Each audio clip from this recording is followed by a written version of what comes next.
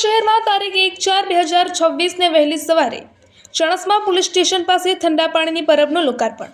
ચણસમા શહેર ભાજપ પ્રમુખ જયભાઈ પટેલ અને ચણસમા નગરપાલિકા પ્રમુખ પ્રતીક્ષાબેન પટેલ તેમજ ભારતીય જનતા પાર્ટી તમામ હોદ્દેદારો તેમજ કાર્યકર્તાઓ અને ઠંડા પાણીના સ્ટેન્ડના દાતાશ્રી વિક્રમભાઈ ચિમનદાસ પટેલ અને ઠંડા પાણીના દાતાશ્રી વિજયભાઈ ઠક્કર, હસમુખભાઈ ઠક્કર, ચણસમા પોલીસ કચેરી સ્ટાફ તેમજ પત્રકાર એકતા પરિષદ ગુજરાત રાજ્યના અધ્યક્ષ લાભુભાઈ કત્રોડિયા અને તેમની સમસ્ત ગુજરાતના પત્રકારોની ટીમ શહેરના નગરજનો સહિત મોટી સંખ્યામાં ઉપસ્થિત રહી ત્રીજી ઠંડા પાણીની પરબનું મહારાજ નીતિનભાઈ ઠક્કરના હસ્તે કુમકુમ તિલક કરી લોકાર્પણ કરવામાં આવ્યું હતું।